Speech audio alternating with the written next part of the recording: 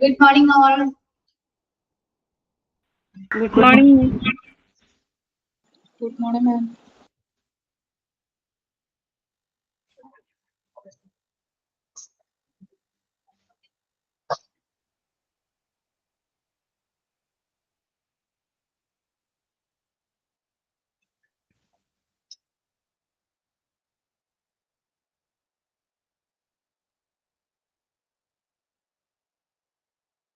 This is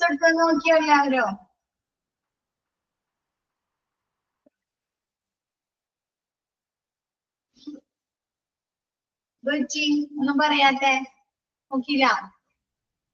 നോക്കി. Clear ആണോ എല്ലാം?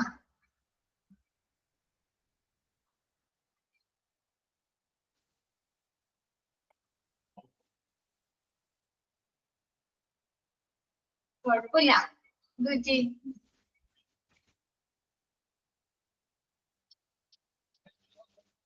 Okay.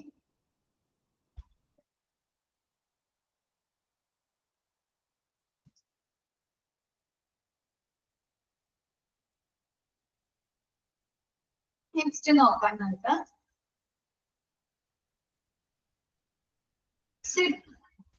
Situation of the stores ആണല്ലേ നമ്മ പറഞ്ഞത്. ഫാക്ടേഴ്സ് ഡിറ്റർമിനിങ് അല്ലേ? ലോക്കൽ അല്ലല്ലോ, ലൊക്കേഷനിലാണല്ലേ മിസ് പറഞ്ഞ. ലൊക്കേഷൻ ആക്കാൻ പറഞ്ഞില്ലേ? അത് കറക്റ്റ് ചെയ്തില്ലേ നിങ്ങൾ? Factors determining the location of the stores are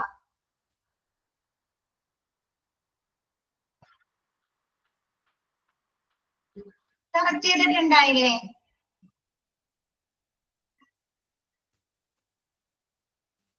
Okay. Next, documents or records kept in stores. സ്റ്റോഴ്സിലെ ഏതൊക്കെ തരം റെക്കോർഡുകളാണ് അല്ലെങ്കിൽ ഡോക്യുമെന്റ്സുകളാണ് സൂക്ഷിക്കുന്നത്? First stores manual. Stores manual എന്ന് പറഞ്ഞാൽ ആ സ്റ്റോറിന്റെ പ്രവർത്തനങ്ങൾ എങ്ങനെയായിരിക്കണം, അവിടുത്തെ റൂൾസ് ആൻഡ് റെഗുലേഷൻ, ആ സ്റ്റോറിലെ റൂൾസ് ആൻഡ് റെഗുലേഷൻസ് എങ്ങനെയാണ് എന്നതിനെ കുറിച്ചൊക്കെ രേഖപ്പെടുത്തുന്നതാണ് സ്റ്റോഴ്സ് മാനുവൽ.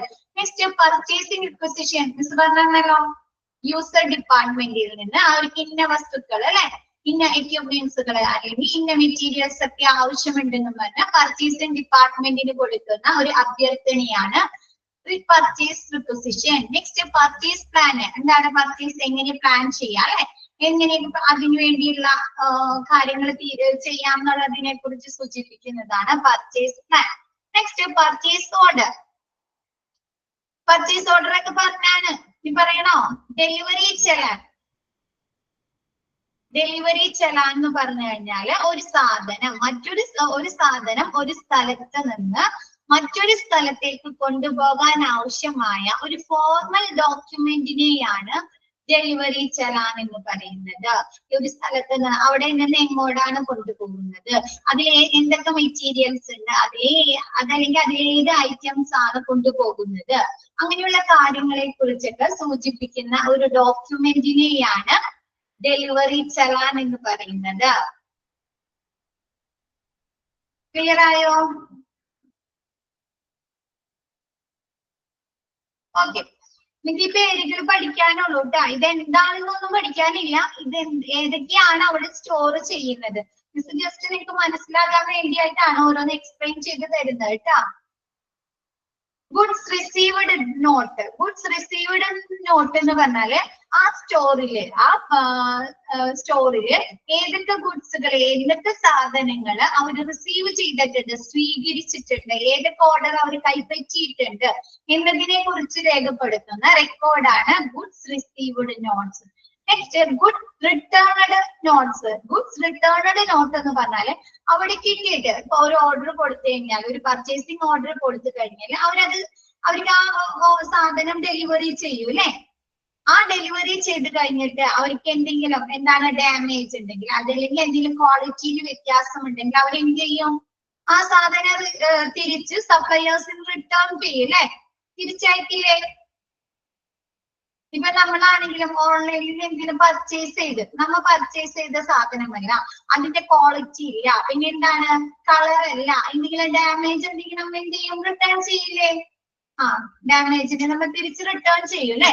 അപ്പൊ അങ്ങനെ എന്തെങ്കിലും ഗുഡ്സുകൾ അവർ കൈപ്പറ്റിയിട്ട് എന്തെങ്കിലും ഡാമേജുകൾ അതല്ലെങ്കിൽ എന്തെങ്കിലും വ്യത്യാസങ്ങൾ ഉണ്ടെങ്കിൽ അവർ അയച്ച ഗുഡ്സിനെ കുറിച്ചുള്ള ഡീറ്റെയിൽസ് എഴുതിയിരിക്കുന്നതാണ് ഗുഡ്സ് റിട്ടേൺഡ് നോട്ട്.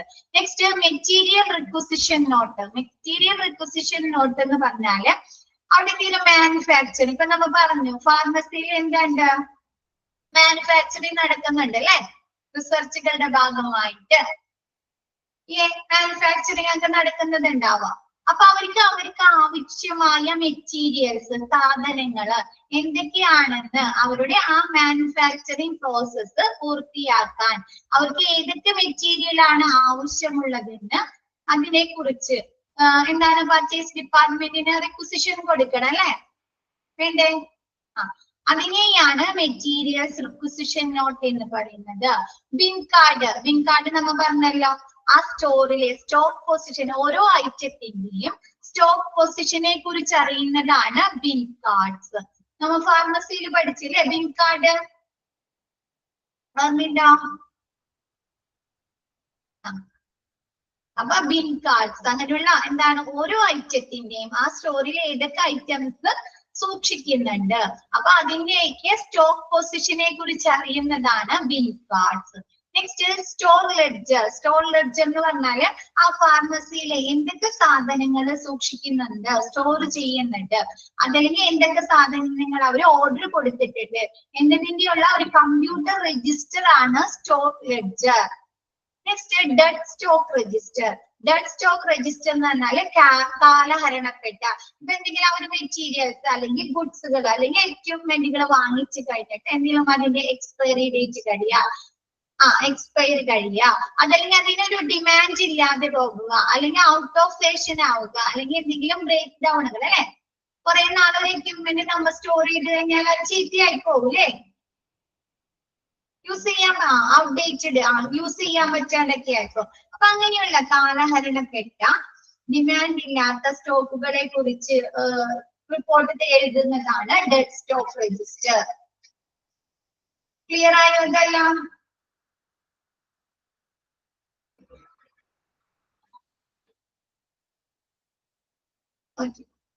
നിങ്ങൾ പേര് മാത്രം പഠിച്ചാൽ മതി, നിങ്ങൾക്ക് ജസ്റ്റ് അറിയാൻ വേണ്ടി മാത്രമാണ് കേട്ടോ മിസ് ഒന്ന് എക്സ്പ്ലെയിൻ ചെയ്ത് തന്നതല്ല, എങ്കിലും എല്ലാത്തിലും എന്തൊക്കെയാണ് ഉൾപ്പെടുന്നത് ജസ്റ്റ് അറിയാൻ വേണ്ടി മാത്രം. Next store variation. ഒരു സ്റ്റോറിൽ എന്തൊക്കെ കാര്യങ്ങൾ കൊണ്ട് വ്യത്യാസങ്ങൾ വരാം, അവര് സൂക്ഷിക്കുന്ന റെക്കോർഡും രജിസ്റ്ററും അവര് കമ്പ്യൂട്ടർ ഡാറ്റാസും തമ്മിൽ എന്തൊക്കെ തരത്തില് വ്യത്യാസങ്ങൾ വരാം?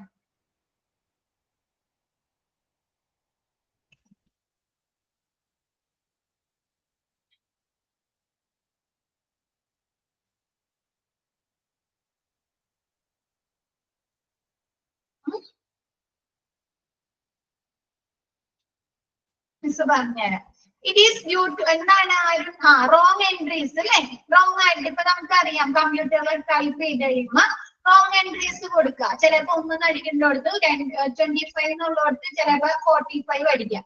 ഇത്ര 45 നമ്പേഴ്സ് സ്റ്റോക്ക് ഉണ്ട് എന്ന് അടിച്ചു കഴിഞ്ഞാൽ എന്താണ് അവിടെ വ്യത്യാസം വന്നല്ലേ, റോങ് എൻട്രി അല്ലേ ആണോ? ആണല്ലേ, ചിലപ്പോ അത്രയും സ്റ്റോക്ക് നമ്മൾ വീണ്ടും അന്വേഷിച്ചെടുക്കുമ്പോ 45 സ്റ്റോക്ക് ഉണ്ട്, ആ എക്യുപ്മെന്റ് 45 അവിടെ കാണണം, ക്വാണ്ടിറ്റിയിൽ കാണണം അല്ലെ. ചിലപ്പോ അതെന്തോ ചെയ്താ റോങ് ആയിട്ട് എൻ്റർ ചെയ്താണ് അല്ലെ. അപ്പൊ അങ്ങനെയുള്ള it is due to wrong entries, wrong ആയിട്ട് തെറ്റായ എൻട്രികൾ നൽകുക. Next shortage or over issue. Shortage വരിക, എന്തെങ്കിലും സ്റ്റോക്കുകൾ കൊണ്ടുവരുന്ന എന്താണ് ഡെലിവറി ചെയ്യുന്ന സ്റ്റോക്കിൽ എന്തെങ്കിലും ഷോർട്ടേജ് വരാം, കുറവ് വരിക, അല്ലെങ്കിൽ ഓവർ ഇഷ്യൂ, ഓവറായിട്ട് അത് യൂസ് ചെയ്യുക, അങ്ങനെ വരാം. Next kept in wrong bin. Bin കാർഡുകൾ പറഞ്ഞ bin card sorry kept in wrong bin. Wrong bin എന്ന് പറഞ്ഞാൽ നമ്മൾ പറഞ്ഞു സ്കൂൾ അല്ലെ, ബിൻ സ്റ്റോറേജ് എന്ന് പറഞ്ഞാൽ നമ്മൾ പറഞ്ഞില്ലേ, ബിൻ സ്റ്റോറേജ്. അപ്പൊ ചെറിയ ചെറിയ ട്രേകളിലൊക്കെ സൂക്ഷിച്ചു വെക്കൂലേ ചെറിയ സാധനങ്ങള്, അപ്പൊ അത് റോങ് ആയിട്ടുള്ള ബിന്നുകളില് എന്താണ് സാധനങ്ങൾ മാറ്റിയിടുക. റോങ് ബിന്നുകളിൽ ഇടുക. നെക്സ്റ്റ് പിൽഫറേജ്, കളവ് നടക്കുക അല്ലെ, എന്തെങ്കിലും സാധനങ്ങൾ മോഷണം നടക്കുക. നെക്സ്റ്റ് ഇവാപറേഷൻ, ബാഷ്പീകരണം നടക്കുക. ഇപ്പൊ നമ്മൾ പറഞ്ഞു സ്പിരിറ്റ്, ക്ലോറോഫോം അല്ലെ, അതൊക്കെ എന്ത് ചെയ്യാ, ഇവാപറേഷൻ നടന്നിട്ട് അതിന്റെ ക്വാണ്ടിറ്റിയില് അല്ലെ കുറവ് വരിക. നെക്സ്റ്റ് വേസ്റ്റ് ആയി പോവുക, ചിലപ്പോ എക്സ്പയറി ഡേറ്റ് കഴിയാം, അല്ലെങ്കിൽ ഔട്ട്ഡേറ്റഡ് ഡ്രഗ്സ് ഡേറ്റ് കഴിയാം, അങ്ങനെ വേസ്റ്റ് ആയി പോകുക, അല്ലെങ്കിൽ എന്തെങ്കിലും കണ്ടാമിനേഷൻ അല്ലെങ്കിൽ എന്തെങ്കിലും ഡാമേജ് വരിക, അങ്ങനെ വേസ്റ്റ് ആയി പോകുന്നതിലൂടെ എന്ത് പറ്റാം, സ്റ്റോറിൽ വേരിയേഷൻസ്, വ്യത്യാസങ്ങൾ വരാം. ആ പിൽഫറേജ് എന്താണെന്ന് പറഞ്ഞിരിക്കുന്നത്, pilferage act of stealing things of low value, എന്താണ്, കുറഞ്ഞ മൂല്യമുള്ള വസ്തുക്കള് മോഷ്ടിക്കുന്ന പ്രവൃത്തി, എന്താണ്, മോഷണം നടക്കുന്നതിനെയാണ് പിൽഫറേജ് എന്ന് പറയുന്നത്. എന്തൊക്കെ തരത്തിലാണ് സ്റ്റോറിൽ വേരിയേഷൻ നടക്കുന്നത്? നമ്മൾ സാധാരണ പറയുന്ന പോലെ എന്താണ്, റോങ് എൻട്രീസ് അല്ലെ, തെറ്റായി കമ്പ്യൂട്ടറിലെ തെറ്റായി എൻട്രീസ് റെക്കോർഡ് ചെയ്യുക. Next shortage or over issue, എന്താണ്, ഇഷ്യൂ ചെയ്യുന്നതിന് എന്താണ് നമ്മൾ സ്റ്റോറിലേക്ക് കൊടുക്കും, മറ്റൊരു യൂസർ ഡിപ്പാർട്ട്മെന്റിലേക്ക് കൊടുക്കുന്നത്, അതല്ലെങ്കിൽ ഇവര് സ്റ്റോക്ക് ചെയ്യുന്നതായ കാര്യങ്ങൾ ഷോർട്ടേജ് വരിക, അല്ലെങ്കിൽ ഓവർ ആയിട്ട് ഇഷ്യൂ അനുവദിച്ച് നൽകുക. Keep in wrong, kept in wrong bin എന്ന് പറഞ്ഞാല് മിസ് എക്സാമ്പിൾ പറയും, നമ്മുടെ വീടുകളിൽ നമ്മൾ പൊടികൾ ഇടാറില്ലേ, മല്ലിപ്പൊടി, മുളക് പൊടി, പൗഡേഴ്സ് ഉണ്ട്, അതിന് നമുക്ക് ഓരോന്നിനും ഓരോ പാത്രങ്ങളല്ലേ അല്ലെ, ഓരോന്നിനും ഓരോ ബോട്ടിൽ ഉണ്ടാവും അല്ലെ, അത് നമ്മ സ്ഥിരം ഇടുന്നതല്ലാണ്ട് വേറെ ഏതെങ്കിലും മാറിയിട്ട് വെക്കുക. ക്ലിയർ ആയോ? അപ്പൊ നമ്മ അത് അന്വേഷിക്കുന്ന സമയത്ത് നമ്മ ആദ്യം പോയി ഏതിലായിരിക്കും നോക്കുന്നത്? സാധാരണ നോർമലി നമ്മൾ ഇട്ട് വെക്കുന്ന പാത്രത്തിലായിരിക്കും പോയി നോക്കുന്നത് അല്ലേ? അങ്ങനെ വേരിയേഷൻസ്, അങ്ങനെ വ്യത്യാസങ്ങൾ വരിക. ക്ലിയർ ആയോ? അത്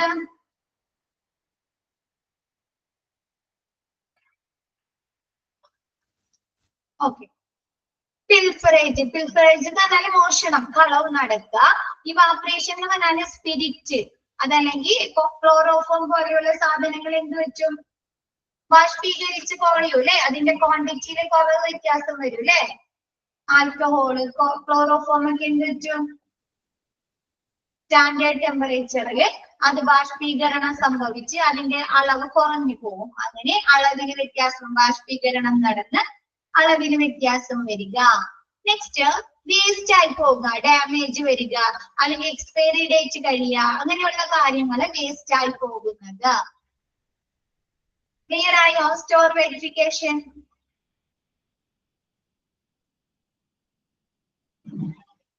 ഓക്കെ.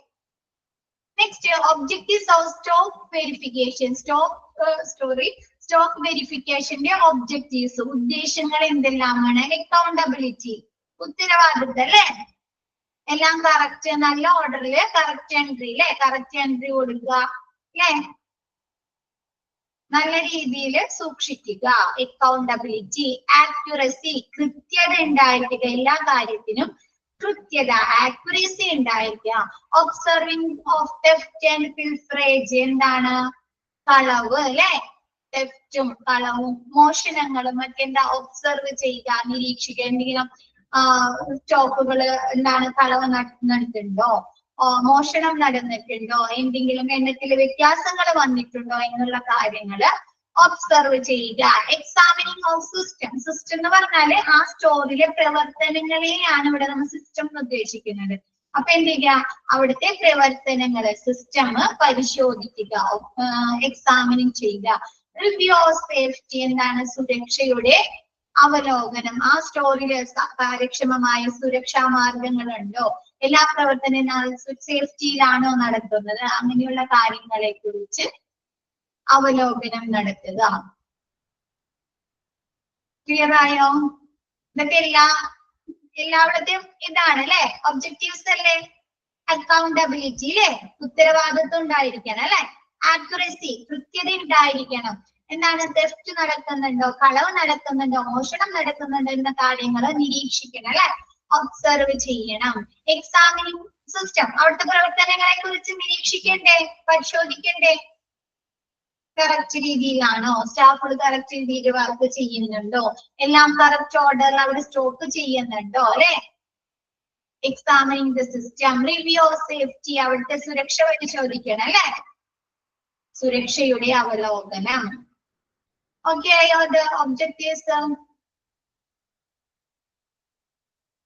കോഡിഫിക്കേഷൻ സിമ്പിൾ ആണ് കേട്ടോ. നെക്സ്റ്റ് സിമ്പിൾ ആണ് കോഡിഫിക്കേഷൻ. കോഡിഫിക്കേഷൻ എന്ന് പറഞ്ഞാല് codification is the process of representing all items by a number or alphabet. നമ്മ എന്താണ് ആ സ്റ്റോറിയിൽ സൂക്ഷിക്കുന്ന, അവിടെ സൂക്ഷിക്കുന്ന എല്ലാ സാധനങ്ങളും നമ്മൾ ഇങ്ങനെ ആൽഫബറ്റ് വെച്ച് അല്ലെങ്കിൽ നമ്പർ വെച്ച് 1 2 3 എന്നൊക്കെയുള്ള നമ്പർ വെച്ച് സൂചിപ്പിക്കുക, റെപ്രസെന്റ് ചെയ്യുന്നതിനെയാണ് കോഡിഫിക്കേഷൻ എന്ന് പറയുന്നത്. The digits of which shows the group, the subgroup, the type and magnitude of the item. ആ നമ്പർ സൂചിപ്പിക്കുന്നത് എന്തിനൊക്കെ ആവാം? ചിലപ്പോ ആ ഗ്രൂപ്പിനെ ആവാം, ഒരു ഐറ്റത്തിന്റെ ഗ്രൂപ്പിനെ ആവാം, അതല്ലെങ്കിൽ അതിന്റെ സബ് ഗ്രൂപ്പ്, അതിന്റെ സബായി വരുന്ന ഗ്രൂപ്പിനെ ആകാം, അതല്ലെങ്കിൽ അത് ഏത് ടൈപ്പാണ്, ഇപ്പൊ സർജിക്കൽ ആണോ അല്ലെങ്കിൽ ഐസിയു എക്യുപ്മെന്റുകളാണോ അല്ലെങ്കിൽ അനസ്തേഷ്യൽ എക്യുപ്മെന്റുകളാണോ, അങ്ങനെയുള്ള ടൈപ്പ് ആവാം. അതല്ലെങ്കിൽ എന്താണ് മാഗ്നിറ്റ്യൂഡ് ഓഫ് ദി ഐറ്റം, ആ ഐറ്റം എത്ര മാഗ്നിറ്റ്യൂഡ്, എത്ര വ്യാപ്തിയിലുണ്ട്, അതിന് ചിലപ്പോ അതിന്റെ ക്വാണ്ടിറ്റി ആവാം അല്ലെ? അപ്പൊ അതിന്റെ മാഗ്നിറ്റ്യൂഡിനൊക്കെയാണ് കോഡിഫിക്കേഷൻസ് സൂചിപ്പിക്കുന്നത്. ക്ലിയർ ആയോ? കോഡിഫിക്കേഷൻസ് എന്ന് പറഞ്ഞാൽ നമ്മൾ ഒരു ഐറ്റത്തിന് എന്തെങ്കിലും പെർട്ടിക്കുലർ സാധനങ്ങളെ നമ്പർ വെച്ചോ അതല്ലെങ്കിൽ എന്താണ് നമ്പർ വെച്ച് അല്ലെങ്കിൽ ആൽഫബറ്റോ വെച്ച് സൂചിപ്പിക്കുന്നതിനെയാണ് കോഡിഫിക്കേഷൻ എന്ന് പറയുന്നത്. ആ നമ്പർ ചിലപ്പോ അതിന്റെ ഗ്രൂപ്പിനെ ആവാം, അതല്ലെങ്കിൽ അതിന്റെ സബ് ഗ്രൂപ്പിനെ ആവാം, അതല്ലെങ്കിൽ അതിന്റെ ടൈപ്പിനെ ആവാം, അതല്ലെങ്കിൽ അതിന്റെ വ്യാപ്തിയെ മാഗ്നിറ്റ്യൂഡിനെ ആവാം സൂചിപ്പിക്കുന്നത്. ക്ലിയർ ആയോ?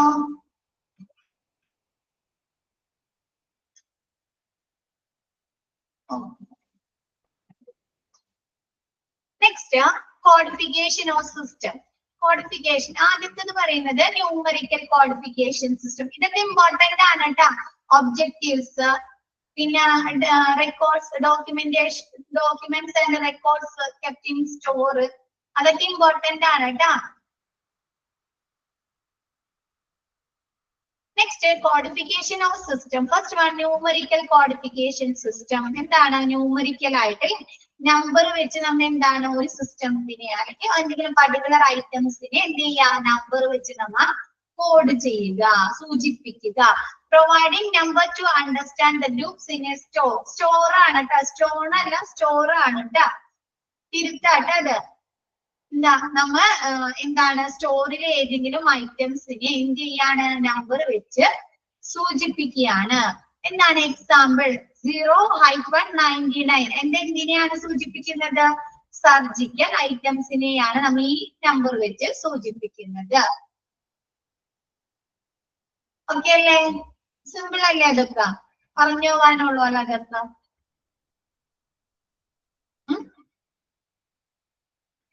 Alphabetical.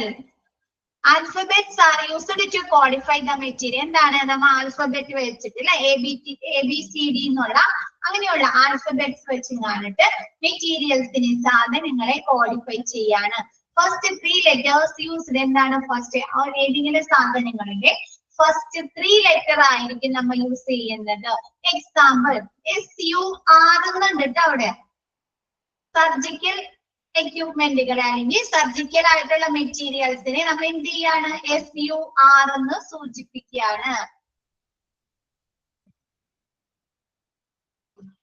ക്ലിയർ ആയോ? ഏതെങ്കിലും പെർട്ടിക്കുലർ ഐറ്റംസിനെ നമ്മൾ അതെവിടെയാണോ യൂസ് ചെയ്യുന്നത് അവിടത്തെ എന്താണ് ഫസ്റ്റ് 3 ലെറ്റർ വെച്ച് കോഡിഫൈ ചെയ്യാണ്. നെക്സ്റ്റ് ആൽഫ ന്യൂമറിക് സിസ്റ്റം നമുക്ക് പേരിൽ തന്നെയുണ്ട് അല്ലെ. ആൽഫബറ്റിക്കലും ന്യൂമറിക്കലുമായിട്ട് it is the combination of alphabetical and numerical system. ഇതെന്താണ് ABC ആൽഫബറ്റിക്കലിന്റെ ന്യൂമറിക്കൽ നമ്പറിന്റെയും ഒരു കോമ്പിനേഷൻ ആണ്. യൂസ് ആൽഫബറ്റ്സ് ടു എന്താണ് ചിലപ്പോ നമ്മൾ ആൽഫബറ്റ്സ് യൂസ് ചെയ്തുകൊണ്ട് അതിന്റെ ഗ്രൂപ്പിനെ സൂചിപ്പിക്കും. ന്യൂമറിക്കൽ വെച്ചുകൊണ്ട് സബ് ഗ്രൂപ്പിനെ സൂചിപ്പിക്കും. അത് വേറെ എന്ത് ചെയ്യാം, തിരിച്ചും വരാം. എന്താണ് ന്യൂമറിക്കൽ വെച്ച് മെയിൻ ഗ്രൂപ്പിനെ ന്യൂമറിക്കൽ വെച്ച് നമുക്ക് കോഡിഫൈ ചെയ്യാം. സബ് ഗ്രൂപ്പിനെ നമുക്ക് ആൽഫബറ്റ്സും യൂസ് ചെയ്ത് സൂചിപ്പിക്കാം. ക്ലിയർ ആയോ? ആൽഫബറ്റ്സിന്റെയും ന്യൂമറിക്കലിന്റെ കോമ്പിനേഷനാണ് ആൽഫ ന്യൂമറിക്കൽ കോമ്പിനേഷൻ എന്ന് പറയുന്നത്. ആൽഫബറ്റ് വെച്ചുകൊണ്ട് നമ്മൾ അതിന്റെ മെയിൻ ഗ്രൂപ്പിനെയും നമ്പേഴ്സ് വെച്ചിട്ട് അതിന്റെ സബ് ഗ്രൂപ്പിനെയും സൂചിപ്പിക്കുന്നു. അത് നമുക്ക് തിരിച്ചും ഉപയോഗിക്കാം. എന്താണ്, നമ്പർ വെച്ചിട്ട് അതിന്റെ മെയിൻ ഗ്രൂപ്പിനെയും ആൽഫബറ്റ്സ് വെച്ചുകൊണ്ട് അതിന്റെ സബ് ഗ്രൂപ്പിനെയും സൂചിപ്പിക്കുന്നു. ക്ലിയർ ആയോ? Okay. Next decimal system. Decimal എന്ന് പറഞ്ഞാൽ നമുക്കറിയാം അല്ലെ, പോയിന്റ് ഇട്ട് സൂചിപ്പിക്കുന്നതിനല്ലേ ഡെസിമൽ എന്ന് പറയുന്നത് അല്ലെ, ദശാംശ സ്ഥാനം അല്ലെ. It is the use of decimal to representing items. എന്താണ്, നമ്മ ഒരു ഐറ്റംസിനെ എന്താണ് ഡെസിമൽ വെച്ചും കാണിട്ട് ദശാംശം വെച്ചും കാണിട്ട് റെപ്രസെന്റ് ചെയ്യുന്നു, സൂചിപ്പിക്കുന്നു. എക്സാമ്പിള് 50.1432 അങ്ങനെ സൂചിപ്പിക്കാൻ. ഇപ്പൊ ചിലപ്പോ അതെന്താവാം, സർജിക്കലിലാവാം അല്ലെങ്കിൽ അനസ്തേഷ്യയിലാവാം അല്ലെ, എവിടത്തെ വേണമെങ്കിലും ഐറ്റംസ് ആവാം. അപ്പൊ നമ്മൾ എങ്ങനെയാണ് എക്സാമ്പിൾ ജസ്റ്റ് പറഞ്ഞേക്കാണ് കേട്ടോ. 50.1432 എന്നുള്ള രീതിയിൽ ഏതെങ്കിലും ഒരു ഐറ്റം, അല്ലെങ്കിൽ നമുക്ക് എന്താ 60.321 എഴുതാം അല്ലെ, പല രീതിയിൽ എഴുതാലോ. അങ്ങനെ ഏതെങ്കിലും ഒരു ഐറ്റംസിനെ നമ്മൾ എന്താണ് ഡെസിമൽ വെച്ച് സൂചിപ്പിക്കുന്നു. Next codec system. Codec system എന്ന് പറഞ്ഞാൽ using 10 digit to represent an item. എന്താണ്, ഒരു ഐറ്റത്തിനെ ഏതെങ്കിലും ഒരു പെർട്ടിക്കുലർ സാധനങ്ങളെ നമ്മൾ എന്താണ് 10 ഡിജിറ്റ് 10 നമ്പർ വെച്ച് കോഡിഫൈ ചെയ്യുക. This is better to use in surgical department. ഇത് എവിടെ യൂസ് ചെയ്യാനാണ് കൂടുതൽ നല്ലത്? സർജിക്കൽ ഡിപ്പാർട്ട്മെന്റിനാണ് കൊഡാക് സിസ്റ്റം കൂടുതലായിട്ട് യൂസ് ചെയ്യുന്നത്. Next Brisch system. Brisch system എന്ന് പറഞ്ഞാല് നമ്മ ഒരു സാധനത്തിനെ 7 ഡിജിറ്റ് വെച്ചും കാണിട്ട് റെപ്രസെന്റ് ചെയ്യണം. Using 7 digit to represent a specific item. എന്താണ്, ഏതെങ്കിലും ഒരു ഐറ്റത്തിനെ 7 ഡിജിറ്റ് വെച്ച് കാണിട്ട് നമ്മൾ യൂസ് ചെയ്യുന്നു. It is based on numerical system. ഇത് എന്തിന്റെ ബേസിസിലാണ്? ന്യൂമറിക്കൽ സിസ്റ്റം ആണ്. അതായത് നമ്മൾ നമ്പേഴ്സ് വെച്ച് കാണിട്ടാണ് ഇത് കോഡിഫൈ ചെയ്യുന്നത്. എക്സാമ്പിള് 1.02.00.00 മെഡിക്കൽ എക്യുപ്മെന്റുകളെ സൂചിപ്പിക്കുന്നതാണ്. മെഡിക്കൽ എക്യുപ്മെന്റിലെ ബ്രിഷ് സിസ്റ്റത്തിൽ സൂചിപ്പിക്കുന്നതാണ് ഇങ്ങനെ. നെക്സ്റ്റ് 1.02.01.0 1.02.01.00 ബ്ലഡ് ഗ്യാസ് അനലൈസറിനെയാണ് ഈ കോഡില് ഈ ബ്രിഷ് സിസ്റ്റത്തിൽ സൂചിപ്പിക്കുന്നത്. 1.02.01.01 model IBGA3. 1.02.02.00 Boyle's apparatus painted model anaesthetic മെഷീനെയാണ് ഇങ്ങനെ സൂചിപ്പിക്കുന്നത്. ഇതൊക്കെ ജസ്റ്റ് ഒന്ന് മനസ്സിലാക്കിയാൽ മതി. എനിക്ക് എക്സാമ്പിൾ തന്നേക്കുന്നത്. ക്ലിയർ ആയോ? സൂചിപ്പിക്കാം. കോഡിഫൈ ചെയ്യുന്നത് എങ്ങനെയെന്ന് മനസ്സിലായോ?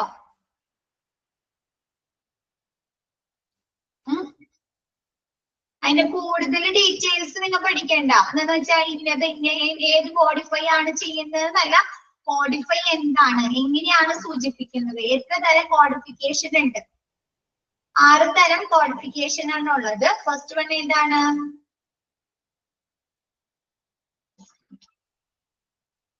ഒന്നുകൂടെ പറയാം കേട്ടോ.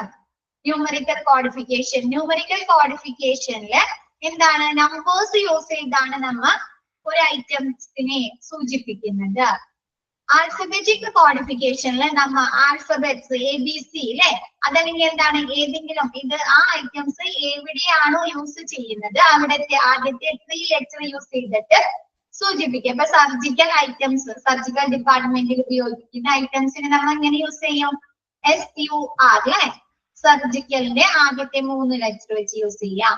Next alpha numerical system. Alpha numerical system എന്ന് പറഞ്ഞാല് നമ്മൾ രണ്ടിന്റെയും കോമ്പിനേഷൻ ആയിരിക്കും, സമ്മിശ്രമായിരിക്കും. എന്താണ് SUR 1 2 3 അങ്ങനെ ആവാം, അല്ലെങ്കിൽ 1 2 3 SUR എന്നാവാം, തിരിച്ചും വരാം. ഇപ്പൊ മെയിൻ ഗ്രൂപ്പിനെ നമ്മൾ എങ്ങനെ യൂസ് ചെയ്യാം? മെയിൻ ഗ്രൂപ്പിനെ ആൽഫബറ്റ്സ് യൂസ് ചെയ്ത് കഴിഞ്ഞാല് സബ് ഗ്രൂപ്പിനെ നമ്മൾ എന്ത് വെച്ച് ചെയ്യും? ന്യൂമറിക്ക് വെച്ചായിരിക്കും യൂസ് ചെയ്യുന്നത്. തിരിച്ചും മെയിൻ ഗ്രൂപ്പിനെ ന്യൂമറിക്ക് വെച്ച് യൂസ് ചെയ്തിട്ട് സബ് ഗ്രൂപ്പിനെ നമുക്ക് ആൽഫബറ്റ്സ് വെച്ച് യൂസ് ചെയ്യാം. വൈസ് വേഴ്സ തിരിച്ച് യൂസ് ചെയ്യാം. ക്ലിയർ ആയോ? ഡെസിമൽ എന്ന് പറഞ്ഞാല് നമ്മൾ ദശാംശ സ്ഥാനം കണക്കാക്കി ദശാംശപ്പെട്ട് പോയിന്റ് ഇട്ടിട്ട് ഒരു ഐറ്റംസിനെ സൂചിപ്പിക്കുകയാണെങ്കിൽ അതിനെ ഡെസിമൽ സിസ്റ്റം എന്ന് പറയുന്നു. കൊഡാക് സിസ്റ്റം എന്ന് പറഞ്ഞാൽ നമ്മൾ 10 ഡിജിറ്റ് നമ്പർ വെച്ചിങ്ങാണ്ട് ഒരു 10 അക്ക നമ്പർ വെച്ചിങ്ങാണ്ടിട്ട് കോഡിഫൈ ചെയ്യുന്നതാണ് കൊഡാക് സിസ്റ്റം. റിഷ് സിസ്റ്റം എന്ന് പറഞ്ഞാൽ 7 ഡിജിറ്റ് വെച്ച് കോഡിഫൈ ചെയ്യുന്നത്.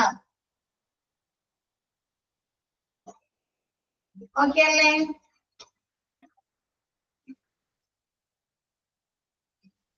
Okay. Next classification of inventory control. Inventory കൺട്രോളിനെ, സ്റ്റോക്ക് കൺട്രോളിനെ നമ്മൾ എങ്ങനെയാണ് ക്ലാസിഫൈ ചെയ്യാണ്, തരംതിരിക്കുകയാണ്. Classification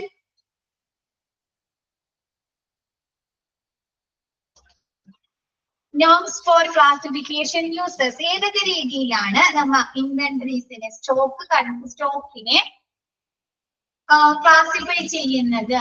ABC annual value of control the items concerned and issue of materials in the normal course of business. എന്താണ് നമ്മൾ ഒരു ഐറ്റംസിനെ എന്താണ് ആ മെറ്റീരിയൽ ഇഷ്യൂ ചെയ്യുന്നതിന് വേണ്ടി നോർമൽ കോഴ്സിലേക്ക്, അതായത് ബിസിനസ്സിലെ സാധാരണ പ്രവർത്തനങ്ങൾക്ക് വേണ്ടി ഏതെങ്കിലും ഐറ്റംസിനെ ഇഷ്യൂ കൊടുക്കാൻ വേണ്ടിയിട്ട് ബന്ധപ്പെട്ട സാധനങ്ങളെ നമ്മൾ കോഡിഫൈ എന്താണ് ക്ലാസിഫൈ ചെയ്യുന്നതിനെയാണ് ABC annual value of the control value എന്ന് പറയുന്നത്.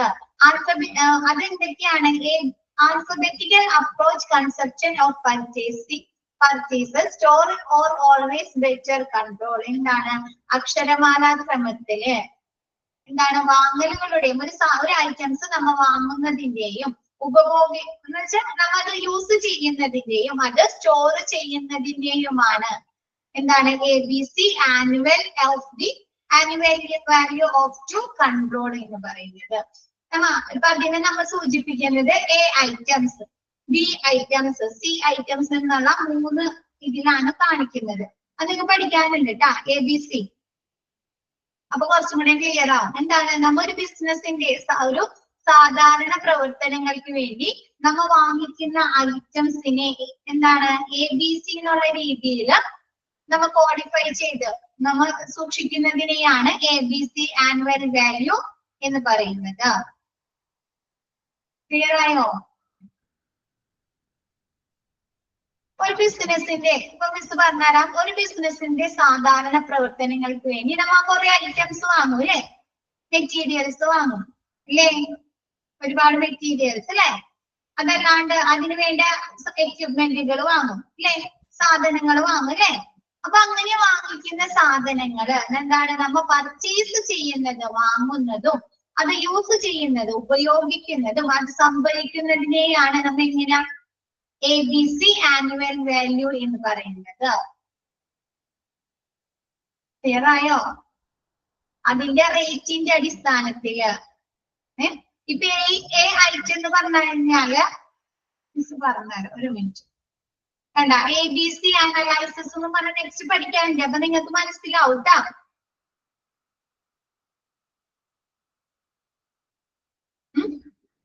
എന്താണ് ഇപ്പൊ ജസ്റ്റ് ഇങ്ങനെ മനസ്സിലാക്കുക. എന്താണ്? ഒരു ബിസിനസിന്റെ സാധാരണ പ്രവർത്തനങ്ങൾക്ക് വേണ്ടി അതുമായി ബന്ധപ്പെട്ട ആ ബിസിനസ്സുമായി ബന്ധപ്പെട്ട സാധനങ്ങളെ നമ്മൾ പർച്ചേസ് ചെയ്യുന്നതും അത് സംഭരിക്കുന്നതും അത് യൂസ് ചെയ്യുന്നതിനെ നമ്മൾ എന്താണ് അനലൈസ് ചെയ്യുന്നതിനെയാണ് ABC annual value of control എന്ന് പറയുന്നത്. ഓക്കെ ആയോ? അപ്പം കുറച്ചൊക്കെ ആയോ? ഓക്കെ. Next VED. VED എന്താണ് critical nature of the particular item. നമ്മ അവിടേക്ക് ആ സ്റ്റോറിലേക്ക് വാങ്ങുന്ന ഐറ്റംസിന്റെ ക്രിട്ടിക്കൽ നേച്ചർ, അതിന് എത്രത്തോളം അതിന്റെ സവിശേഷതയുണ്ട് എന്നതിന്റെ അടിസ്ഥാനത്തിൽ നമ്മ അതിനെ സൂക്ഷിക്കുന്നത് എന്താണ്? Used to determine the stock level. അതിന്റെ സ്റ്റോക്ക് ലെവലിനെ സൂചിപ്പിക്കാനാണ് നമ്മൾ VED എന്ന് സൂചിപ്പിക്കുന്നത്. V എന്ന് പറഞ്ഞാൽ വൈറ്റൽ, സുപ്രധാനമായിട്ടുള്ള ഐറ്റംസ്. ഒരു ഹോസ്പിറ്റലില് ഒരു ഓക്സിജൻ സിലിണ്ടർ ഇല്ലെങ്കിൽ, ഹോസ്പിറ്റലുകളില് ഓക്സിജൻ സിലിണ്ടർ ഇല്ലെങ്കിൽ അവിടുത്തെ പ്രവർത്തനം നടക്കോ? കാര്യക്ഷമമായി, ക്വാളിറ്റി ഉള്ളതായി നടക്കോ?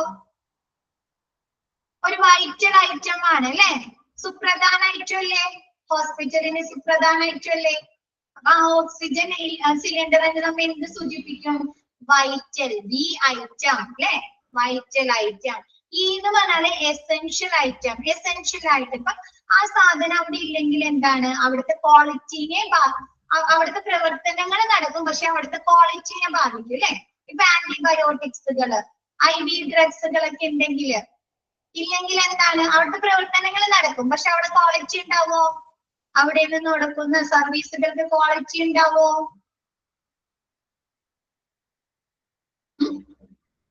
ഉണ്ടാവില്ല.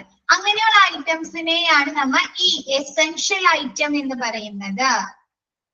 ഡി ഐറ്റം എന്ന് പറഞ്ഞാല് ഡിസൈറബിൾ. ഡിസൈറബിൾ എന്ന് പറഞ്ഞാല് അഭികാമ്യം. അവിടുത്തെ ആ ഹോസ്പിറ്റലിന്റെ പ്രവർത്തനങ്ങൾ നടക്കാൻ അഭികാമ്യമായിട്ട് ഇപ്പൊ കഫ് സിറപ്പുകള് അല്ലെങ്കിൽ വിറ്റാമിൻ സിറപ്പുകള് അതില്ലാന്ന് വെച്ചാലും അവിടുത്തെ ക്വാളിറ്റീനെ അല്ലെങ്കിൽ അവിടുത്തെ പ്രവർത്തനങ്ങൾക്കോ വലിയ രീതിയിൽ ബാധിക്കോ?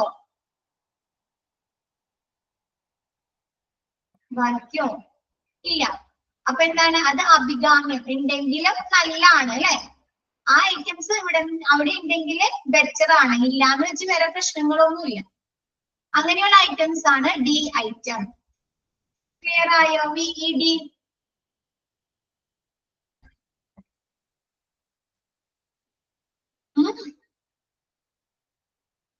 ഒരു ഐറ്റത്തിന്റെ ക്രിട്ടിക്കൽ നേച്ചർ, അത് എത്രത്തോളം അത് എത്രത്തോളം പ്രാധാന്യമുണ്ട്, ആ ഐറ്റംസിന് എത്രത്തോളം ആ ഹോസ്പിറ്റലിന് പ്രാധാന്യമുണ്ട്, ഹോസ്പിറ്റലുകളുടെ അല്ലെങ്കിൽ ആ സ്റ്റോറിന്റെ പ്രവർത്തനങ്ങളുമായി ബന്ധപ്പെട്ട് എത്രത്തോളം പ്രാധാന്യമുണ്ട് എന്നതിനെയാണ് VED എന്നുള്ള ഇത് സൂചിപ്പിക്കുന്നത്. V എന്ന് പറഞ്ഞാല് വൈറ്റൽ, എന്താണ്? സുപ്രധാനമായ ഐറ്റംസ്. ഒരു ഹോസ്പിറ്റലിന്റെ പ്രവർത്തനങ്ങൾക്ക് ഓക്സിജൻ സിലിണ്ടർ, എക്സാമ്പിൾ പോലെ പറഞ്ഞാൽ ഓക്സിജൻ സിലിണ്ടർ അല്ലാണ്ട് നിങ്ങൾക്ക് വേറെ പറയാനോ?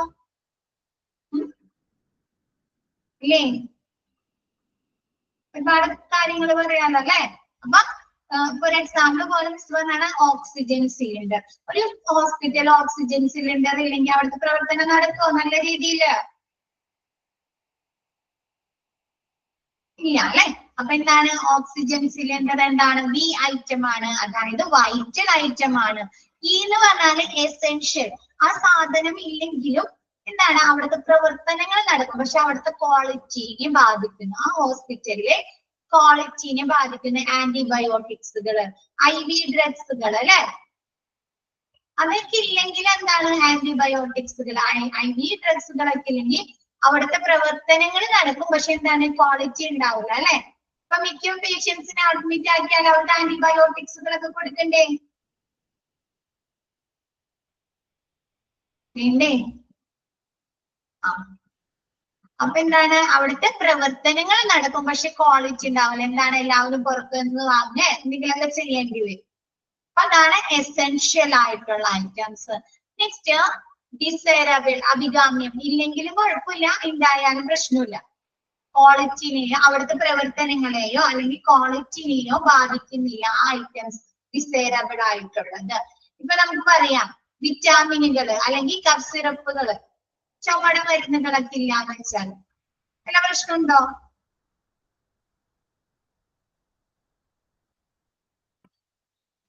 ഇല്ല അല്ലെ.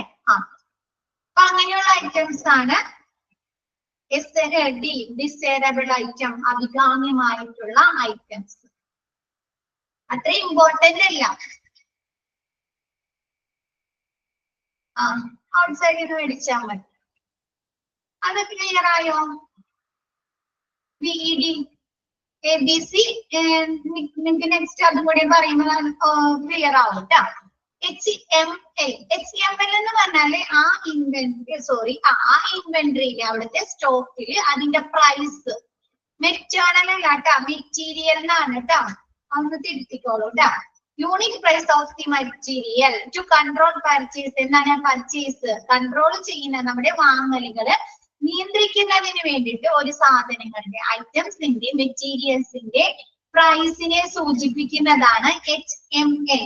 H എന്നുള്ളത് ഹൈ പ്രൈസ്, ഭയങ്കര വിലപിടിപ്പുള്ള സാധനങ്ങളായിരിക്കും. M എന്ന് പറഞ്ഞത് മീഡിയം പ്രൈസ്, ലോ. L എന്ന് പറഞ്ഞാൽ ലോ, നമ്മുടെ സിറിഞ്ച് അല്ലെ, ബ്ലേഡ് അല്ലെ, അതൊക്കെ ലോ കോസ്റ്റ് അല്ലേ. വലിയ വലിയ എക്യുപ്മെന്റുകളൊക്കെ എന്താണ് ഹൈ പ്രൈസ് ആയിരിക്കും അല്ലെ. അപ്പൊ അങ്ങനെ ഒരു സാധനങ്ങളുടെ മെറ്റീരിയൽസിന്റെ പ്രൈസിനെ സൂചിപ്പിക്കുന്നതാണ് HML. അങ്ങനെയാണ് അതിനെ ക്ലാസിഫൈ ചെയ്യുന്നത്. ക്ലിയർ ആയോ അത്? Okay. XYZ depends on to review the inventory value, inventors and of items stored. Their uses at scheduled inventory. എന്താണ് XYZ എന്നുള്ളത്? അതിന്റെ വാല്യൂ, മൂല്യം നിർണ്ണയിക്കുന്നതിന് ഇൻവെന്റ്സ്, അതായത് ഇൻവെന്ററിയിലെ സ്റ്റോക്കില് അതിന്റെ മൂല്യം തിരിച്ചറിയുന്നതിന് വേണ്ടിയിട്ടാണ് XYZ സൂചിപ്പിക്കുന്നത്. ആ മൂല്യത്തിനനുസരിച്ച് അതില് X എന്നും Y എന്നും Z എന്നും എന്ത് വരുന്ന വ്യത്യാസങ്ങൾ. ഇപ്പൊ നമ്മ പറഞ്ഞില്ലേ, ഹൈ വാല്യൂ ഉള്ളതിനെ H എന്ന് സൂചിപ്പിക്കുന്നു, ലോ വാല്യൂ ഉള്ളതിനെ M, രണ്ടാമത് മീഡിയം ആണെങ്കിൽ M എന്ന് അല്ലെ, ലോ ആണെങ്കിൽ എന്ത് L എന്ന് സൂചിപ്പിക്കുന്ന പോലെ അതിന്റെ വാല്യൂ ചേഞ്ച് വരുന്നതിന്, മൂല്യം ചേഞ്ച് വരുന്നതിനനുസരിച്ചാണ് അത് നമ്മൾ ഇൻവെന്ററീസില് XYZ എന്ന് സൂചിപ്പിക്കുന്നത്. ഷെഡ്യൂൾഡ്. നമ്മ അത് എങ്ങനെയാണ് യൂസ് ചെയ്യുന്നത്? ഇത് ഷെഡ്യൂൾഡ് ഇന്റർവെൽ അല്ലെ. ഇപ്പൊ നമുക്കറിയാം, ഒരു മാർക്കറ്റില് ഒരു സാധനം ഭയങ്കരമായിട്ട് മൂല്യമുള്ളപ്പോ അതിനെന്ത് സൂചിപ്പിക്കും? X എന്ന് സൂചിപ്പിക്കും അല്ലെ. അതിന്റെ ആ മൂല്യം ഒന്ന് ഇടിവ് വരുമ്പോ എന്ത് പറ്റും? അതിന് Y എന്ന് സൂചിപ്പിക്കും. അത് പറ്റ കുറഞ്ഞായി, ഒരു വാല്യൂ ഇല്ലാണ്ട്, മൂല്യം ഇല്ലാണ്ടായി കഴിയുമ്പോ Z എന്ന് സൂചിപ്പിക്കുന്നു. അപ്പൊ അതെന്താണ്? അതൊരു ഷെഡ്യൂൾഡ് ഇന്റർവെല്ലിനാണ് നമ്മൾ അത് യൂസ് ചെയ്യുന്നത്. ക്ലിയർ ആയോ? മിസ് ചെറിയൊരു എക്സാമ്പിൾ പറയാം. ഈ കൊറോണ വന്നപ്പോ മാസ്ക് എങ്ങനെയായിരുന്നു? ഭയങ്കര മൂല്യമായിരുന്നു അല്ലെ. അതിന്റെ വില അല്ലെ എല്ലാവരും അടുത്തും ഉണ്ടായിരുന്നു അല്ലെ. അത് കഴിഞ്ഞപ്പോ എന്തായി? അതൊരു മിസ് ഒരു ചെറിയ എക്സാമ്പിൾ പറയുന്നതാണ് കേട്ടോ നിങ്ങൾക്ക് പെട്ടെന്ന്. അപ്പൊ ആ ഐറ്റംസിന് അപ്പൊ നമ്മൾ X എന്നായിരിക്കും സൂചിപ്പിക്കും. അത് കഴിഞ്ഞ് കുറച്ച് കഴിഞ്ഞപ്പോ അതിനൊരു ഇടിവ് സംഭവിച്ചില്ല, മൂല്യത്തിലൊരു കുറവ് വന്നു ഇല്ലേ. നമുക്ക് അത്ര ഡാമേജ് കുറഞ്ഞില്ലേ, ഇത് കുറഞ്ഞു, ഡിമാൻഡ് കുറഞ്ഞു. അപ്പൊ അത് വായി. ഇപ്പൊ അതിന് വല്ല ഡിമാൻഡ് ഉണ്ടാ? മാസ്ക് ഗവൺമെന്റ് ഹോസ്പിറ്റലിൽ മാത്രം ചിലപ്പോ ആരെങ്കിലും അത് വെക്കാൻ പറയും, അല്ലാണ്ട് ആരെങ്കിലും യൂസ് ചെയ്യുന്നുണ്ടാ? കോസ്റ്റ് കുറഞ്ഞ വാല്യൂ ഇല്ല അല്ലെ, മൂല്യം ഇല്ല. അപ്പൊ അതിന്റെ പെർട്ടിക്കുലർ ഇന്റർവെൽ അനുസരിച്ച് നമ്മൾ അതിനെ XYZ നിന്ന് ആ സാധനത്തിന്റെ, ആ സ്റ്റോക്കിന്റെ വാല്യൂ ചേഞ്ച് ചെയ്യുന്നതിന്, മൂല്യം കുറയുന്നതിനനുസരിച്ച് നമ്മൾ അതിന്റെയാണ് XYZ എന്ന് ഇത് ചെയ്യാണ്, തരംതിരിക്കുകയാണ്, ക്ലാസിഫൈ ചെയ്യാണ്. ക്ലിയർ ആയോ? അപ്പൊ ഇത് XYZ. Okay. Next FSN, consumption to restrain purchases. എന്താണ്? നമ്മ ഫാസ്റ്റ് മൂവിങ്. ഇപ്പൊ എന്തെങ്കിലും ആ സ്റ്റോറില് എന്താണ് ഫാസ്റ്റ് മൂവിങ്, പെട്ടെന്ന് തന്നെ മൂവ് ചെയ്യുന്ന ഐറ്റംസ്. S എന്ന് സൂചിപ്പിക്കുന്നത് സ്ലോ മൂവിങ്, N എന്ന് പറഞ്ഞാല് നോ മൂവിങ് ആണ്. French stores fast moving, F fast moving. Pattern or issue and scrap. എന്താണ്? അതിന് എന്തെങ്കിലും പാറ്റേൺ അല്ലെങ്കിൽ അത് ഇഷ്യൂ ചെയ്യുന്നത്, അല്ലെങ്കിൽ അതിന്റെ സ്ക്രാപ്പ് എന്താണ്? പെട്ടെന്ന് തന്നെ ഫാസ്റ്റ് ആയിട്ട് മൂവ് ചെയ്യുക, സോൾഡ് ഔട്ട് ആയി പോവില്ലേ, തീർന്നു പോകുന്നത്, മൂവ് ആയി പോകുന്നതിനെയാണ് F എന്ന് സൂചിപ്പിക്കുന്നത്. S എന്ന് പറയുന്നത് സ്ലോ മൂവിങ്, പതുക്കെ മൂവ് ചെയ്യുക. ആ ഐറ്റംസ് പതിയാണ് മൂവ് ചെയ്യുന്നതെങ്കിൽ, തീർന്നു പോകുന്നത്, സ്റ്റോറിൽ കുറഞ്ഞു പോകുന്നതെങ്കിൽ അതിന് സ്ലോ മൂവിങ് എന്ന് പറയാം. And from the stores no moving. On എന്നാണ് കൊടുത്തേക്കുന്നത്, ഓൺ അല്ല, നോ മൂവിങ്. എന്താണ്? ആ ഐറ്റംസ് ആ സ്റ്റോറിൽ എന്തില്ല, മൂവിങ് അല്ല, ഒട്ടും പോകുന്നില്ല. അങ്ങനെയാണെങ്കിൽ അതിനെ നോ മൂവിങ് എന്ന് പറയുന്നു. ക്ലിയർ ആയോ? Okay. Next SDE, purchasing problems lead time. ഇത് എന്തിനെയാണ് സൂചിപ്പിക്കുന്നത്? Lead time. S എന്ന് പറഞ്ഞാൽ scale to attain in regard to analyst. എന്താണ്? നമുക്ക് ഒരു സാധനം കിട്ടാനായിട്ട് ഒരുപാട് സമയം, വെരി വെരി ഡിഫിക്കൽട്ടി എന്ന് പറയില്ലേ, ലീഡ് ടൈം ഒരുപാട് എടുക്കാം. അതാണ് എസ്. സ്കെയേഴ്സ്, ദൗർലഭ്യം എന്നൊക്കെ പറയില്ലേ നമ്മ.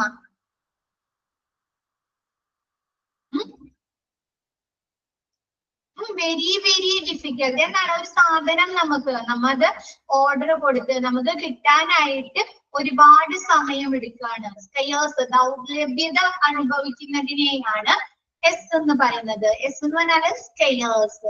ഡി എന്ന് പറഞ്ഞാല് ഡിഫിക്കൽട്ട്, വെരി ഡിഫിക്കൽട്ട്. നമുക്ക് കിട്ടും, പക്ഷെ കുറച്ചു നാള് കാത്തു നിൽക്കണം.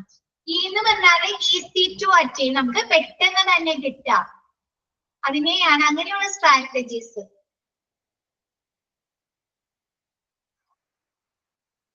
ക്ലിയർ ആയോ? എന്താണ്? ഒരു സാധനം കിട്ടാനായിട്ട് നമുക്ക് ദൗർലഭ്യം, സ്കെയേഴ്സ് അനുഭവിക്കുകയാണെങ്കിൽ ആ ഐറ്റത്തിനെ നമ്മൾ എസ് എന്ന് സൂചിപ്പിക്കുന്നു. അതല്ലാതെ ഡിഫിക്കൽട്ട് ആണ്, നമുക്ക് കിട്ടും പക്ഷെ ഒരുപാട് ലീഡ് ടൈം, ഒരുപാട് സമയം, കുറച്ച് സമയം നമ്മൾ കാത്തു നിൽക്കണം. അതാണെങ്കിൽ അതിനെ വെയിറ്റ് ചെയ്യണം. അതിനെയാണെങ്കിൽ നമ്മൾ ഡിഫിക്കൽട്ട്, ഡി എന്ന് പറയുന്നു. ഇ എന്ന് പറയുന്നത് എന്തിനെ സൂചിപ്പിക്കുന്നതാണ്? ഈസി ടു അറ്റൈൻ, നമുക്ക് പെട്ടെന്ന് തന്നെ കിട്ടുന്നു. ക്ലിയർ ആയോ? ഇതില് ABC എന്ന് പറഞ്ഞത്, ആ സാധനം എന്താണ്, അവിടുത്തെ ബിസിനസ്സിലെ നോർമൽ പ്രവർത്തനങ്ങൾക്ക് ആ സാധനത്തിന്റെ ബന്ധപ്പെട്ട ഇനങ്ങളെ എത്രത്തോളം സ്റ്റോർ ചെയ്യണം, അതെങ്ങനെ ഉപയോഗിക്കണം, എങ്ങനെ അത് എന്താണ് പർച്ചേസ് ചെയ്യണം എന്നതാണ് ABC. രണ്ടാമത് എന്താണ്? അതിന്റെ ക്രിട്ടിക്കൽ നേച്ചറിന്റെ അടിസ്ഥാനത്തിൽ, അല്ലെ, ഓരോ ഐറ്റത്തിന്റെ ക്രിട്ടിക്കൽ നേച്ചറിന്റെ അടിസ്ഥാനത്തിലാണ് നമ്മൾ അതിനെ BED അടയാളപ്പെടുത്തിയിരിക്കുന്നത്. HML എന്ന് പറഞ്ഞാൽ എന്തിന്റെ അടിസ്ഥാനത്തിലാണ്? പ്രൈസിന്റെ അടിസ്ഥാനത്തിൽ, അല്ലെ. High price, medium price, low price, അല്ലെ.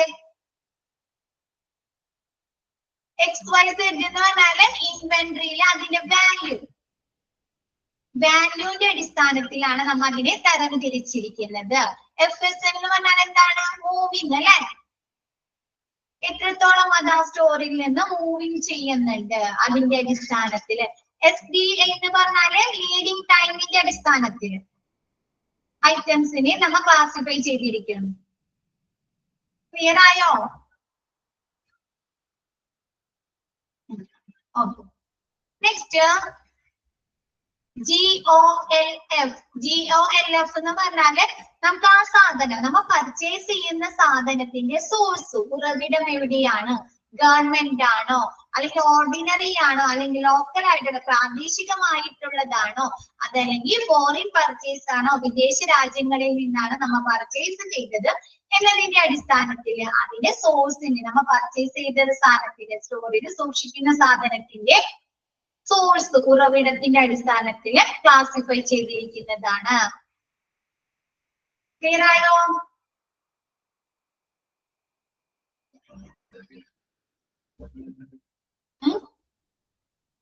സോഴ്സ് ഓഫ് ദി മെറ്റീരിയൽ, ആ സാധനം നമ്മൾ സ്റ്റോറിൽ സൂക്ഷിക്കുന്ന ആ സാധനം നമുക്ക് എവിടെ നിന്നാണ് ലഭിച്ചത്, അതിന്റെ ഉറവിടം എവിടെയാണ്? ഗവൺമെന്റിൽ നിന്നാണോ ലഭിച്ചത്, അതല്ലെങ്കിൽ ഓർഡിനറി ആയിട്ട്, അല്ലെ, നമ്മൾ എവിടെ നിന്നെങ്കിലും മേടിച്ചു, അതല്ലെങ്കിൽ ലോക്കൽ പ്രാദേശിക, ഈ ഹോസ്പിറ്റലിന്റെ അടുത്ത് നിന്നൊക്കെയാണോ നമ്മൾ വാങ്ങിച്ചത്, പ്രാദേശികമാണോ, അതല്ലെങ്കിൽ വിദേശ രാജ്യങ്ങളിൽ നിന്ന് നമ്മെ പർച്ചേസ് ചെയ്തതാണോ എന്നതിന്റെ അടിസ്ഥാനത്തിൽ സൂചിപ്പിക്കുന്നതാണ് GOLF. Next SOS. SOS എന്ന് പറഞ്ഞാൽ seasonal and of seasonal items. അപ്പൊ മാങ്ങയില്ലേ, മാങ്ങക്ക് സീസൺ ഉണ്ടോ? ഇല്ലേ? അപ്പൊ അതേപോലെ നമ്മൾ സ്റ്റോറിൽ സൂക്ഷിക്കുന്ന ഏതെങ്കിലും ഐറ്റംസ് സീസണും ഓഫ് സീസണും അനുസരിച്ച് നമ്മൾ സൂക്ഷിക്കുന്നതിനെയാണ് CSOS എന്ന് സൂചിപ്പിക്കുന്നത്. ക്ലിയർ ആയോ?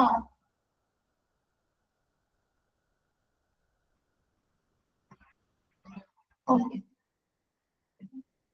നെക്സ്റ്റ് VE എന്താണ്? Seasonality of the items. ഈ SOS സൂചിപ്പിക്കുന്നത് അതിന്റെ സീസണാലിറ്റി അടിസ്ഥാനത്തിലാണ്. To plan the purchasing storing strategies. എന്താണ് ഇത് പ്ലാൻ ചെയ്യാണ് അല്ലെ? എന്താണ് ഇതൊരു ബിസിനസ് തന്ത്രമാണ് അല്ലെ?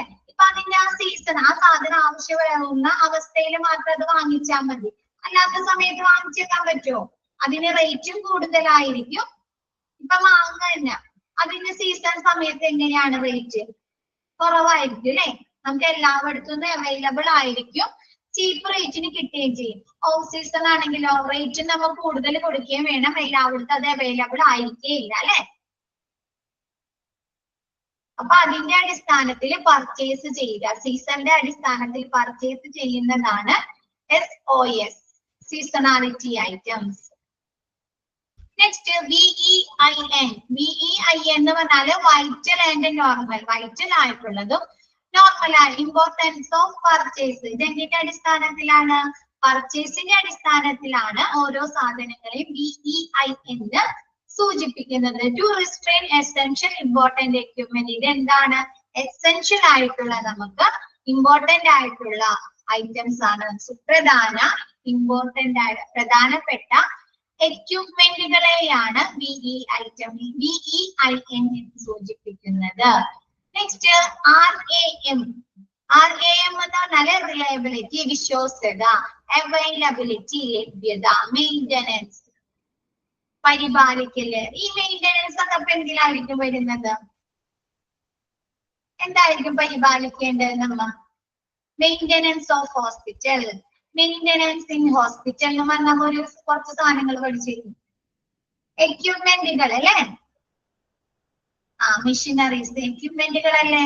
അപ്പൊ എക്യുപ്മെന്റുകളെയാണ് ഓരോ സാധനം relies on service of the equipment. എക്യുപ്മെന്റുകളുടെ സർവീസിന്റെ അടിസ്ഥാനത്തിലാണ് RAM എന്ന് സൂചിപ്പിക്കുന്നത്. വിശ്വസ്തതയുള്ളതാണോ? അതിന്റെ സ്പെയേഴ്സുകൾ അവൈലബിലിറ്റിയുള്ള, ലഭ്യതയുള്ളതാണോ? നമുക്ക് മെയിന്റനൻസ് ചെയ്യാൻ എങ്ങനെയാണ്? ഈസി ആണോ, ഡിഫിക്കൽട്ട് ആണോ എന്നതിന്റെ അടിസ്ഥാനത്തിൽ എക്യുപ്മെന്റുകളെ തരംതിരിച്ചിരിക്കുന്നതാണ് RAM. To plan purchase factors and functioning and the maintenance capacity of the equipment. എന്താണ്?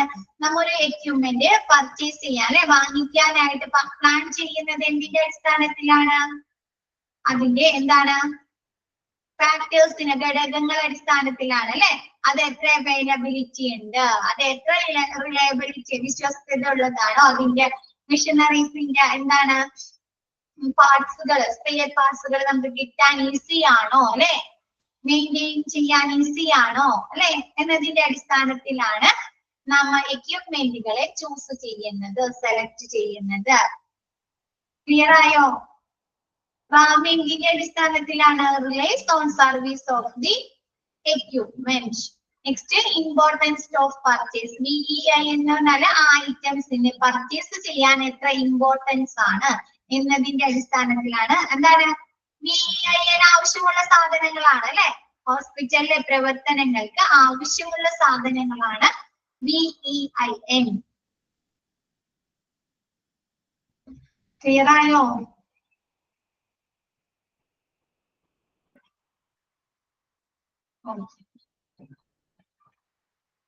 Next ABC analysis. ABC analysis എന്ന് പറഞ്ഞാല് maintain A proper control of inventories.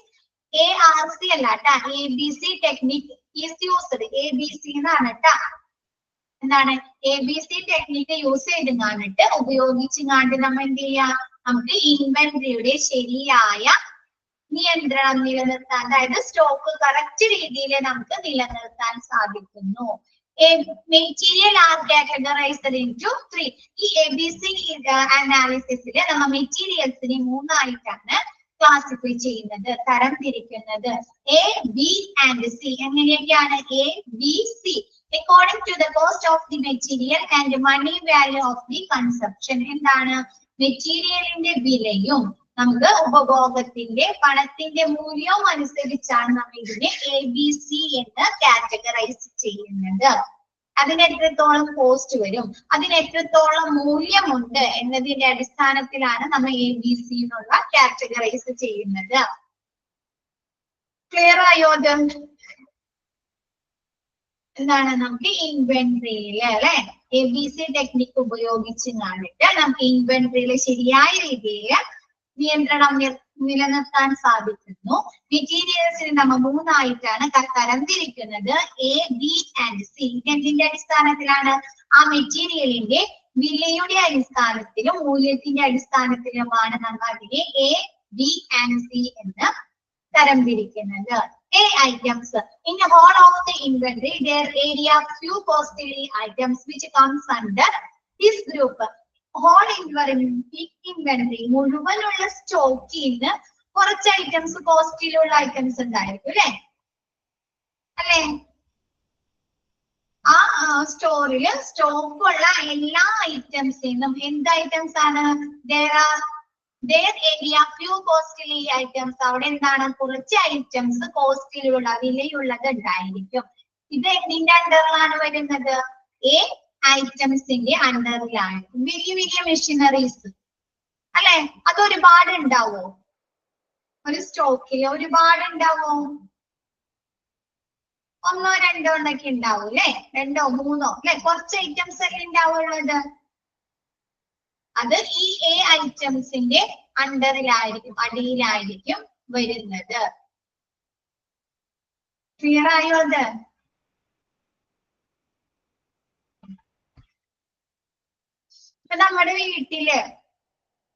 നമ്മുടെ വീട്ടിലുള്ള എല്ലാ സാധനങ്ങളിലും കൂടി കോസ്റ്റ്ലി ആയിട്ടുള്ള കാറ് ഒരുപാട് ഉണ്ടാവോ?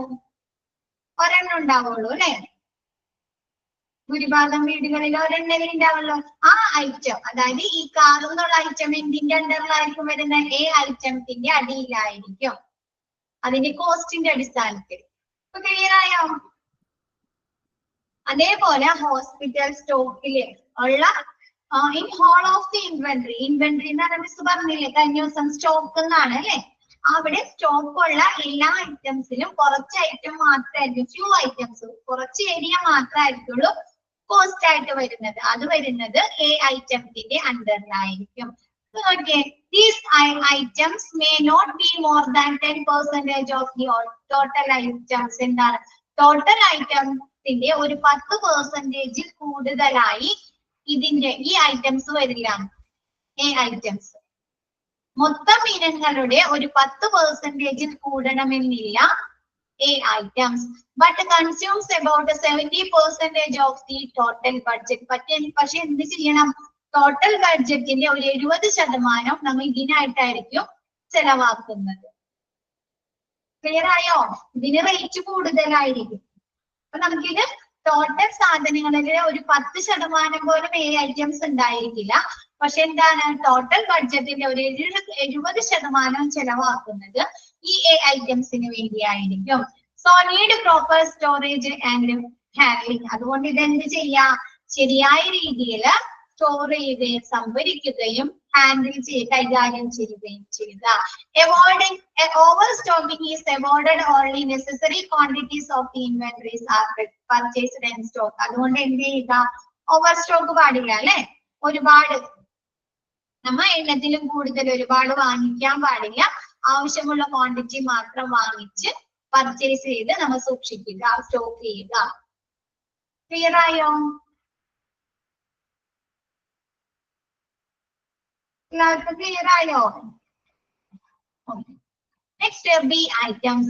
Items under this group are neither costly or cheap. ഇതെന്താണ്? ഈ ഗ്രൂപ്പിന് അടിയിൽ വരുന്നത്, ബി ഐറ്റംസിന്റെ അടിയിൽ വരുന്നത് എന്താണ്? ഒരുപാട് ചെലവേറിയതോ അല്ലെങ്കിൽ ഒരുപാട് ചെലവ് കുറഞ്ഞതോ അല്ല, ഒരു മീഡിയം കോസ്റ്റിലുള്ള ഐറ്റംസ് ആയിരിക്കും ബി ഐറ്റംസിന്റെ അണ്ടറിൽ വരുന്നത്.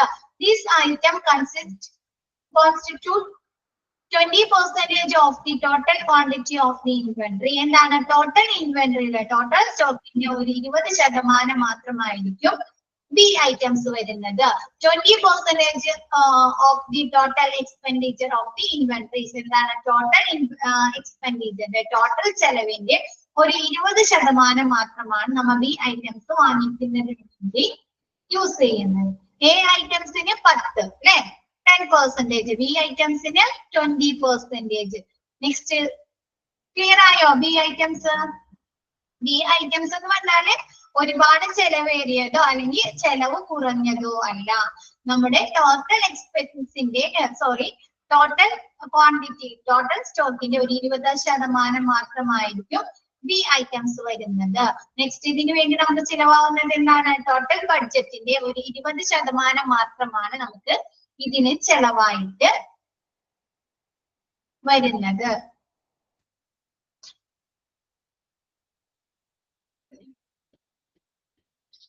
ക്ലിയർ ആയോ?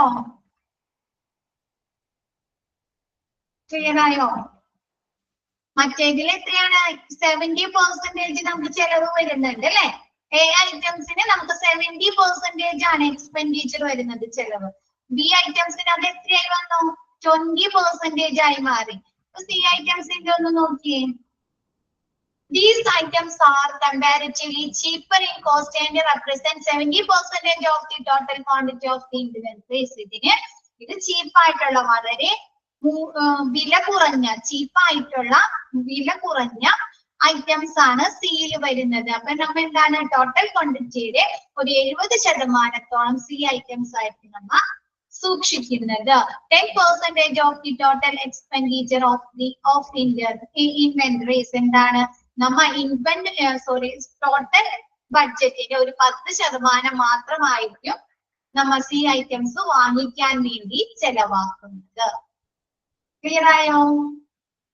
എ ഐറ്റംസിന് നമുക്ക് ചെലവ് വരുന്നത് ഒരു 70%. ബി ഐറ്റംസിന് 20% ആണ് നമുക്ക് ചെലവ് വരുന്നത്. സി ഐറ്റംസിന് അത് എത്ര? 10%. ഇപ്പൊ സിറിഞ്ച് ഒക്കെ നോക്കിയേ, നമുക്ക് കുറച്ച് റേറ്റിന് നമുക്ക് ഒരുപാട് ക്വാണ്ടിറ്റി വാങ്ങാം അല്ലെ? ഇപ്പൊ നോക്കിയ ഒരു 10 രൂപ സിറിഞ്ചിന്റെ ഒരു 8 രൂപ 10 രൂപയാണെങ്കിൽ നമുക്ക് എത്ര ക്വാണ്ടിറ്റി വാങ്ങിച്ചത് സ്റ്റോക്ക് ചെയ്യാം? അത് സി ഐറ്റംസ് ആയിരിക്കും അല്ലേ?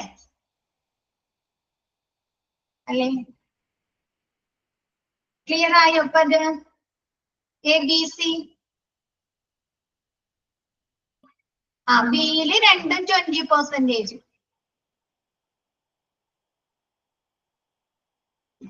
ടോട്ടൽ ക്വാണ്ടിറ്റിയുടെ 20% മാത്രമായിരിക്കും നമ്മൾ അത് സ്റ്റോർ ചെയ്യുന്നത്. അതിന് വേണ്ടി വരുന്ന എക്സ്പെൻഡിച്ചറും ചെലവും 20% ആയിരിക്കും. മറ്റേതില് ടോട്ടൽ ക്വാണ്ടിറ്റിയുടെ ഒരു 10% മാത്രമായിരിക്കും നമ്മ അത് സ്റ്റോർ ചെയ്യുന്നത്, സൂക്ഷിക്കുന്നത്. 100%-ന്റെ ഒരു 10% മാത്രമായിരിക്കും നമ്മ അത് സ്റ്റോക്ക് ചെയ്യുന്നത്. പക്ഷെ അതിന്റെ എക്സ്പെൻഡിച്ചർ എത്രയായിരിക്കും? 70% ആയിരിക്കും. ടോട്ടൽ ബഡ്ജറ്റിന്റെ ഒരു 70%-ഉം നമുക്ക് ഈ ഐറ്റം വാങ്ങുന്നതിന് വേണ്ടി ചെലവാക്കുന്നു. ക്ലിയർ ആയോ? അത്